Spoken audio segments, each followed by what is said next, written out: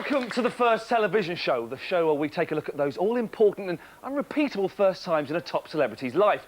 Could be their first love, their first bike, or as Tommy Lee calls her, Pamela Anderson. My guest tonight was spotted at a talent contest by Reeves and Mortimer. He toured with them as Tommy Cockles before becoming famous in The Far Show with characters such as Billy Bleach and Competitive Dad. He's Brighton's best-loved celebrity, apart from Fatboy Slim, Zoe Ball, Steve Coogan and Chris Eubank. Sorry, he's Brighton's best-loved member of The Far Show, apart from Mark Williams, obviously. But seriously, he is the several and only Simon Day!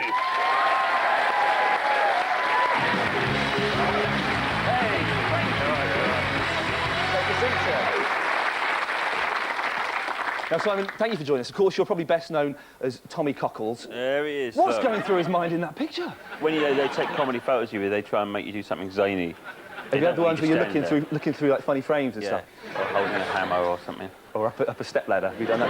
Yeah, I've not done the step ladder, no, it sounds very amusing. But the character Tommy Cockles... Why did you decide to do an old man? It started with a voice. I wrote with this guy called Mark Swan.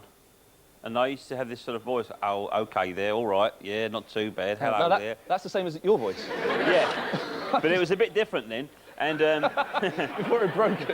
It was initially going to be a caretaker, but we didn't think that would have much, chance of making it really big.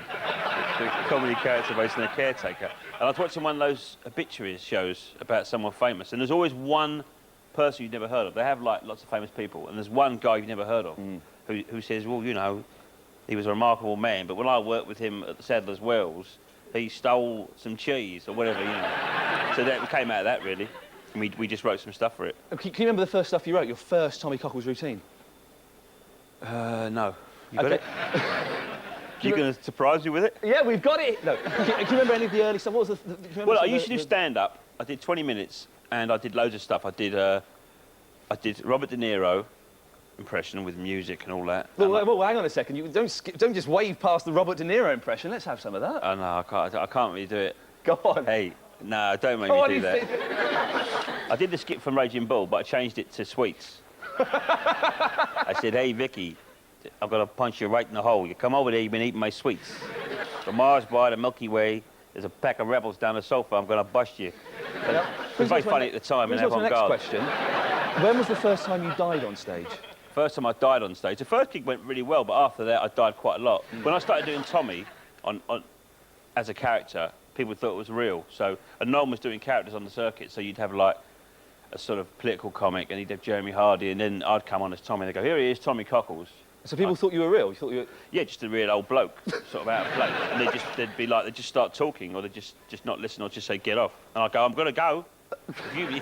Yeah. But I didn't have any...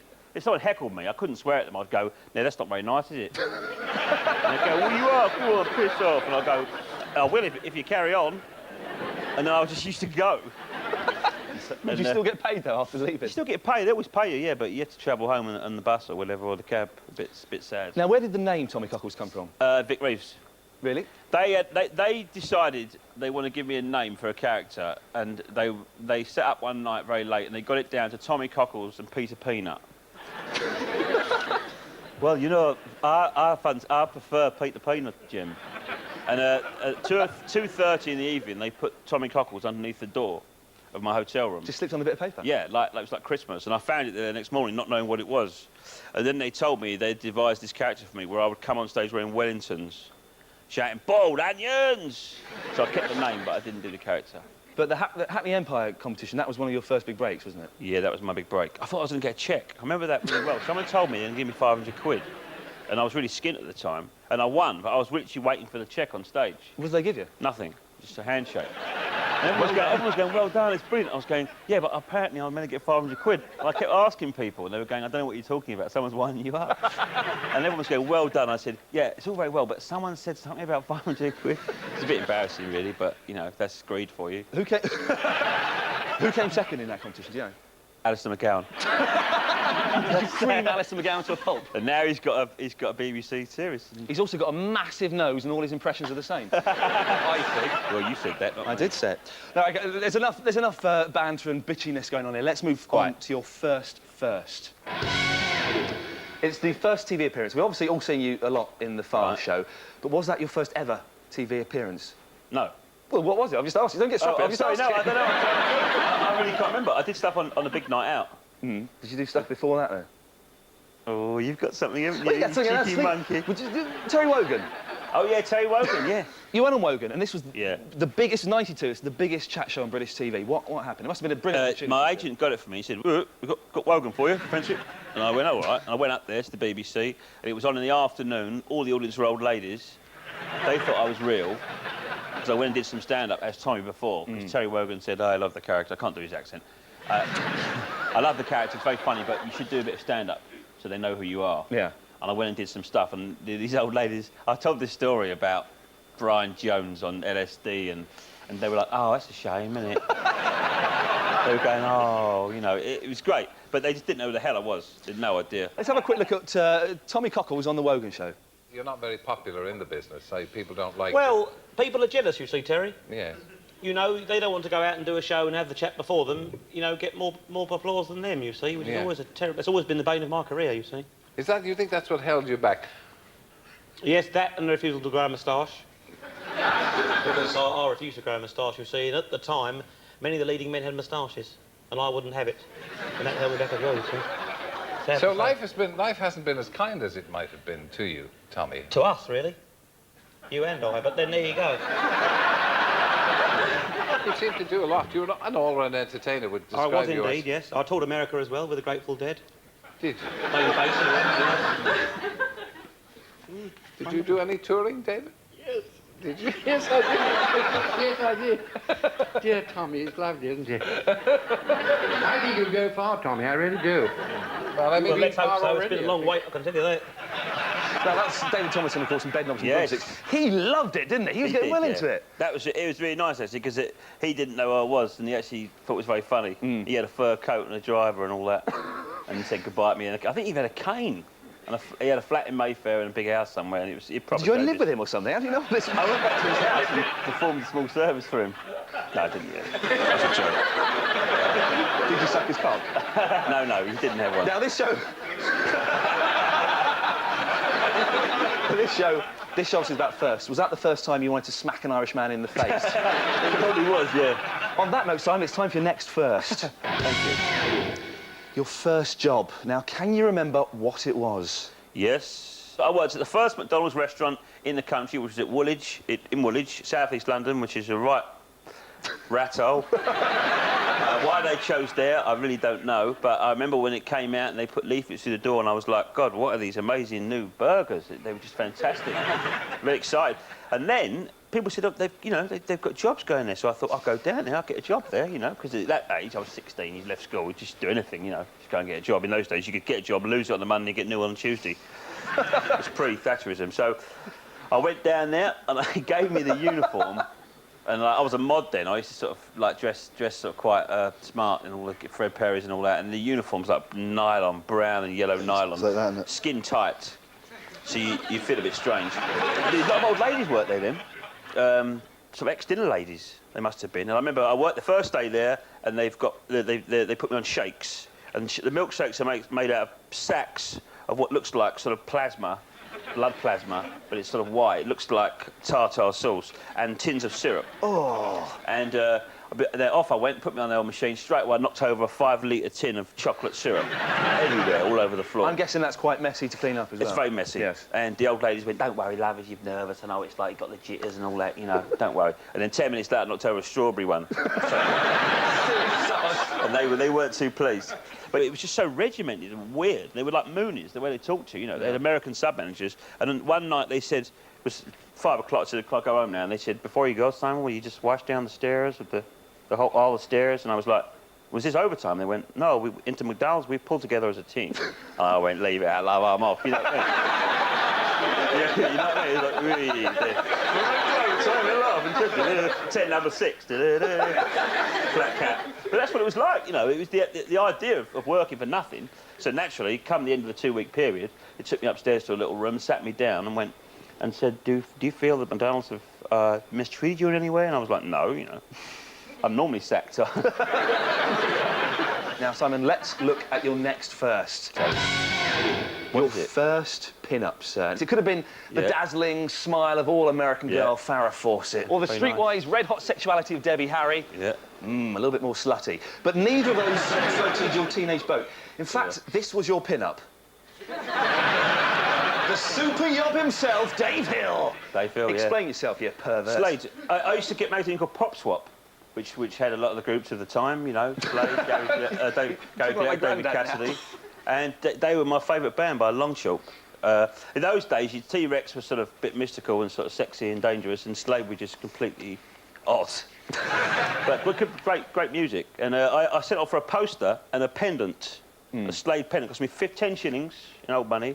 What's that these days? 50 pence. 50 pence. It's about that big. In those days, it used to be a note, but I never actually saw a 10 shilling note. They were taken out of circulation. It's interesting, isn't it?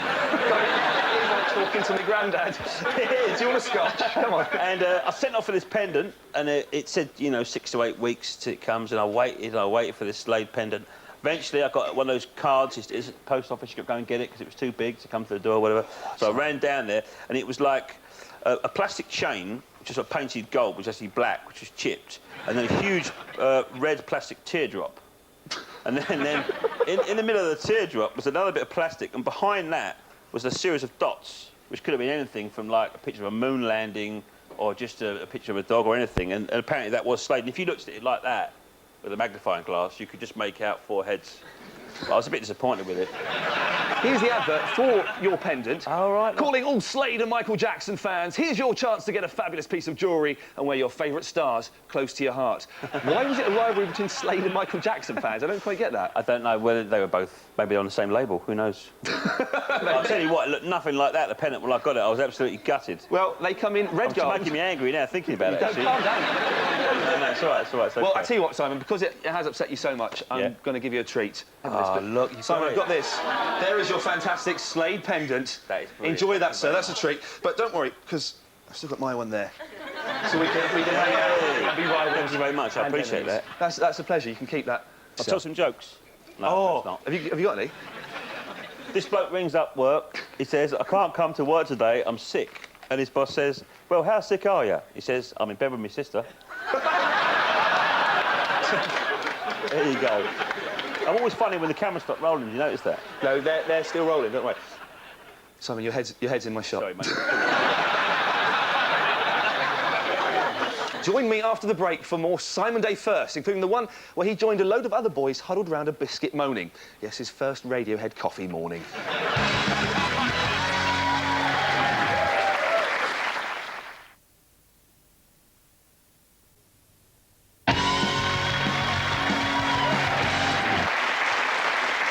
Welcome back to the first television show where I'm digging up more of Simon Day's history than Tony Robinson and his tiny trowel ever could. Now, Simon, let's look at your next first. Go for it. Your first car crash. Now, statistics suggest that approximately 38% of us are likely to be involved in some sort of car crash at some point in our driving career. Yeah. When did you have yours? On my driving test. That's piss poor. What happened there? I don't like cars. I've never really wanted to drive. I've never had any interest in when, you know, young men, they're always mending cars, aren't they, and driving them around. No interest in cars whatsoever. Well, then why did you want to learn to drive then? I had to, because I was working for a mate in a gardening firm, and he said if you learn to drive, you get more money, and you want to drive the van. So he sort of made me do it. And I had a few lessons with this little chap, and I found it really weird, the discipline of having to do what I was told in the car. I sort of went through the gears really quickly, went too fast. And he went, oh, slow down, young man, you're going too... Pull this car over. And he had travel suites and all that. He didn't give me one. Anyway, so, the day of the test, there was a 3-month gap between the end of my lessons and the day of the test. So when I came to take the test, I had to hire a car to take the test in. I didn't use the car that I'd used on my lessons. Big mistake. Never driven this car before. Mistake. So I turned up there in the car with this other guy who I hired the car off. Bloke came out and he had like a 60s Mac on, tiny tie. And he went, good day, sir. Please read the number plate over there. Read that, all right. I went off, I was doing fine, did my emergency stop. And then he said, turn left here, and I was going too fast. I turned left, and he said, turn right. I overshot the turning, tried to reverse. So I've never used a car before, and so I can't get it in reverse. So I'm just trying to get it in reverse and just starting to sweat. And he just sat there like that. And I'm going, sorry about this, and just getting more and more anxious. And he suddenly went, you either depress the gear stick or pull it up. And I went, oh, thanks. put it up, clunked, reversed straight into a plumber's van. So he didn't say anything. The plumber gets out and goes, oh, well, let's see what we're going in. And well, blimey, he had a little tash and that, and he went, well, it's not too bad. The guy gets out of the car and says, I'm a magistrate's driving instructor in a test situation. I cannot speak to you. He said to the plumber. The plumber went, oh, what do you mean by that? Oh, what were you saying? You can't speak to me. He said, I'm not required to speak to you. I cannot speak to you. I must return to the test centre. I'm in a test situation. Right? So I'm like, it's like a robot out from the crash. You know, plus, I'm failing my test, you know. So I'm an idiot, plus I'm not a real man. That's going through my mind.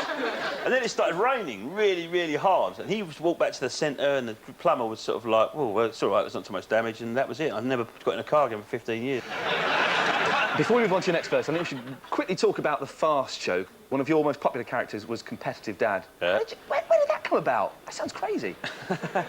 It was based on a guy I saw in a swimming pool. He had 2 kids. One was about 5, one was about 3. They both had water wings on, and the kid said, oh, Dad, do you want to race? And he went, yeah, OK. And he went to the back of the pool like an Olympic swimmer. He went, your marks, get set, go! And he went off, full pelt crawl. One of the kids was barely sort of drowning. And he's slipstream, you know, the wash that his speed made nearly drowned the first kid. The other one was sort of gamely moving on. He got to the other end and was just there going...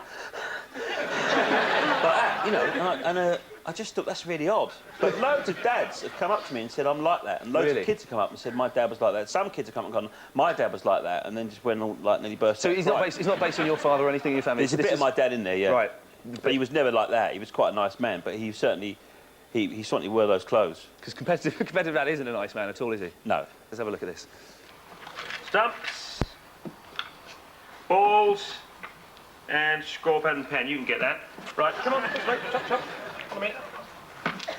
Right, I'll just paste this out. Now, I've made a small wicket because you are children after all. Now, you may bowl, Toby your field. No, Toby, come in here. Come on, stop. Your mother will adjudicate. Right then, no, underarm. Be a lot easy for you. You just get my sight. Thank you. Bowler. There we go. 3,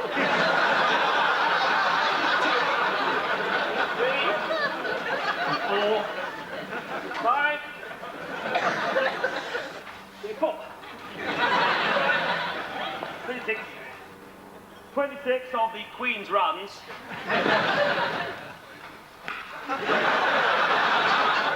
Now, Simon, let's move on to your next first. Your first heroic act. We didn't have to look too hard. There aren't that many, I'll be honest with you, Simon. Now, I'm thinking specifically of something that happened when you were at school on the sporting field. Oh, sporting achievement. Were you any good at sports? Yes. No, not really. I was no good at all, really, but my primary school was a really small school, and the 2 top years, there were like 10 boys in one class and 11 in the top, but we had a really good sports teacher called Dickie Davis, we used to call him. He used to get us in teaching us cricket, like at 8 in the morning. He'd make us come into school early and teach us fielding, because apparently your mind works a lot quicker then. That's what he said, anyway. And then he would take us into a room, don't we know. And we won the cup and championship. We got to the top of the league, we were second in the league. We played this school called John Stainer from Brockley, who was, like, had 1,200 pupils. And we played 1 game for the Cup and Championship on Blackheath, and I was terrible, really. But they only had 20 kids to choose from, so if you could walk, you know, because in those days in school there was like 3 fat kids, of course, you know, whatever. And so I got in the team. I was about number 9 batsman. I couldn't bowl, you know, I could barely field, but I managed to score the winning runs. It rained there as well, so in these pivotal moments in my life, it's always rained. Well, let's have a look at you as a youngster. I was a lanky twat at my school. Here's a picture of me. Posh fat white kid playing the cello there. Your moment of cricketing triumph had you wearing corrective glasses for a lazy eye. Yeah. Playing with a partner who couldn't see because his glasses had steamed up with the rain. Fat kid. Playing a team of 10-year-olds in the pissing rain in the 1970s. Yeah. Not exactly Botham's ashes, is it? It's not a massive... No. It meant a lot to me at the time, you know, and I've not had any sporting achievements since, so therefore it's stuck in my mind. If I go on to become a footballer, you know, I could have got knocked out at the early stages of the World Cup, and that's to look back on. But... Do you miss sport? Do you wish you kept up I think all kids should carry on playing sport. I think when they leave school, they stop playing sport, something's taken away from them, and they tend to drift into trouble. Hang on, from what I've heard, you were fat when you were doing sport. When you Yeah. stopped doing sport, slimmed down, svelte. Yeah, I reached the age of puberty and grew into a huge swan. Beautiful, handsome swan. Handsome swan. That's like you. Thanks very much. Let's move as quickly as we can As quickly as you like. on to your next first. Which is your first band. Now, the first band you're in, do you remember what it was called? Simon and the Virgins. Just repeat that again, nice and loud. Simon and the Virgins. Now, were you actually virgins? I think 2 of the band were. I can't remember whether I was or not. I know I lost it that year, I was 16. Do you think it would get the girls going, oh, which one do you want to snog tonight? One of the Possibly. Virgins or the one called Simon? Possibly, had there been any girls that come see us. Just our friends and family, but... Yeah, we're in a little band. So what genre? If I was going to our price, what would I find it under? Just call it New Wave. New Wave. That's what you call band. It wasn't punk, really. We weren't really punks. We were sort of a bit beyond. We were a bit sort of past that. That's what it was called, New Wave. If you got your clothes from Oxfam shops and your hair was vaguely punky and you wore Dr. Martens, you'd be called New Wave. New Wave. And you wrote most of the songs, didn't you? Yeah, I wrote about 6 songs. We used to cover Stepping Stone by the Monkees. And Anton Deck, so Yeah. rock and roll. And we used to perform the whole of Tarkus by LP at the end. No, we didn't know. We wrote some songs. I can't remember any of them, really. Tube Train? Tube Train. Something called Tube Train. There's one You called know how Tube it Train. goes? Oh, that tube train, why do I always take the blame? That was one of the words. Good job, I'm a comedian, isn't it, really? Exactly. We're talking of your lyrics. I've got one of your favourite lyrics. I've got to go into this now. Absolutely brilliant. Pass the butter, you bald-headed fucker. We've got a picture of Simon and the Virgins. That's a classic. 3 handsome young lads there. Now, which one of you... I'm at the back, you see. You're the one at the back. We Out look of like focus. mods, really, don't we? But I mean, Why was that picture done like that? Did the I don't know, photographer... but I'm pretty disappointed that you got a picture of me right at the back, like Rigsby. Well, so weird, to be honest. Normally you can see your face. And it doesn't look like you're wearing trousers in that picture either. It's got to be said. It's kind of bare skin. Simon, thank you very much for that. That's all we've got time for. My thanks to the multi-talented Simon Day for sharing some of his first, but we couldn't let him go without kicking up a bit of a noise. Now, we thought it would be a great idea to get Slade in to help us. Sadly, they didn't agree. So see you next time for some more crazy first action.